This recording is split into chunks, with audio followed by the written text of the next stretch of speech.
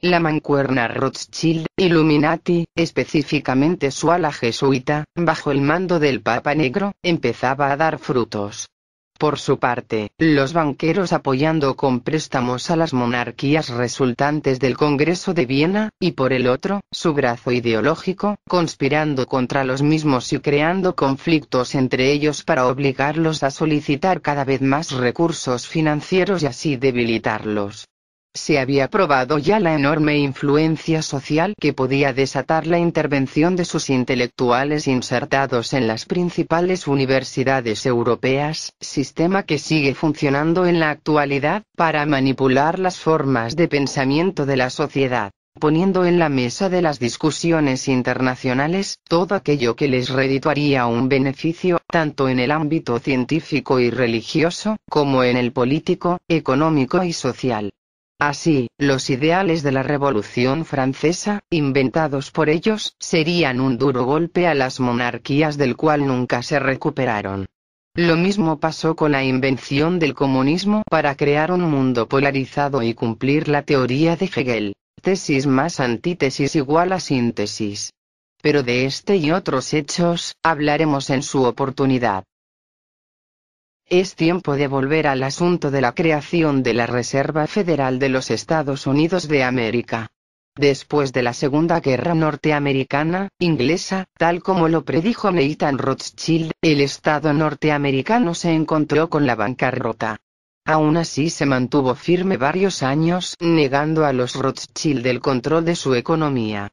Ante esto, los Rothschild impulsaron en América grandes fortunas y crearon de la nada a grandes millonarios, por supuesto, al frente de los bancos que a la postre se harían con el control de la publicación del dinero.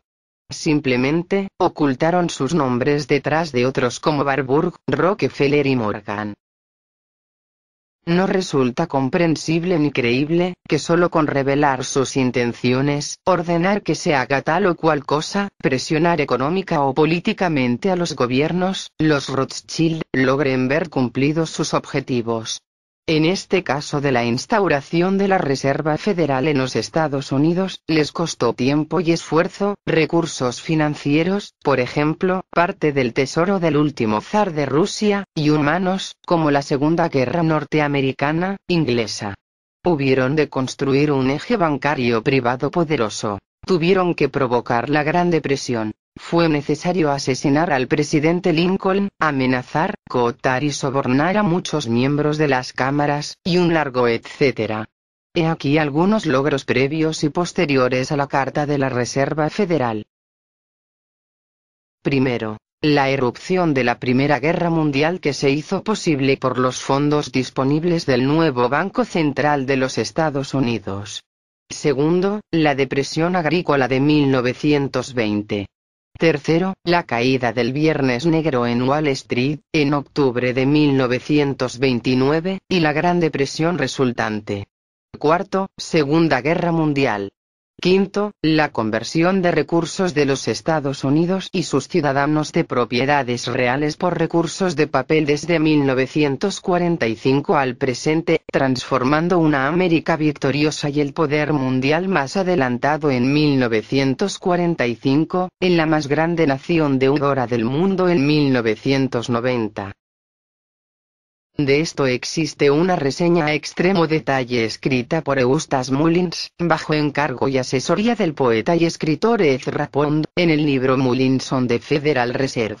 Se describe cómo lograron la instauración del segundo Banco de los Estados Unidos y la actual Reserva Federal, bajo la batuta de Paul Warburg, uno de los socios banqueros más importantes de los Rothschild en Europa.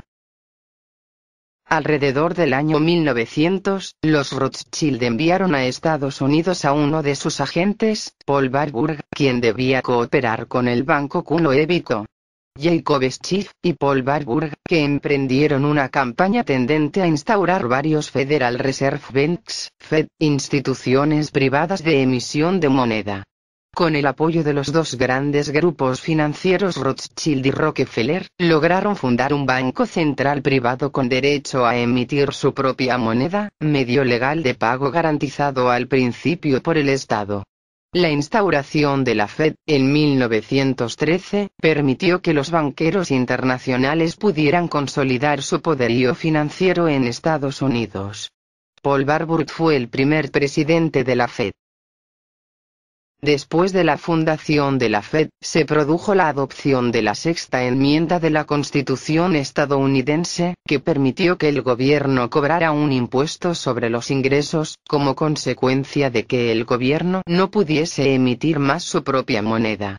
De esa manera, los banqueros internacionales se apropiaban indirectamente del patrimonio privado de todos los norteamericanos.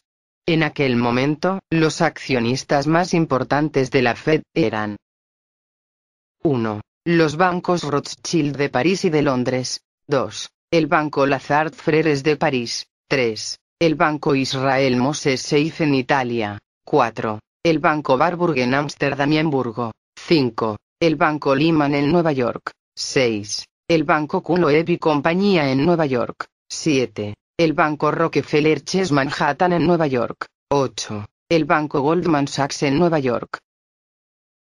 Mullins comienza su exposición con esta cita. J. Edward Griffin expone el crimen más ruidoso de toda la historia.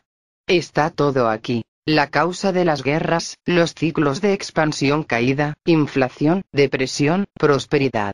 Es justo lo que cada americano necesita saber sobre el poder del Banco Central. El gobierno de los Estados Unidos había ordenado la formación de una Comisión Monetaria Nacional que se encargaría de diseñar un nuevo sistema monetario capaz de dar certeza al pueblo y de evitar otra Gran Depresión.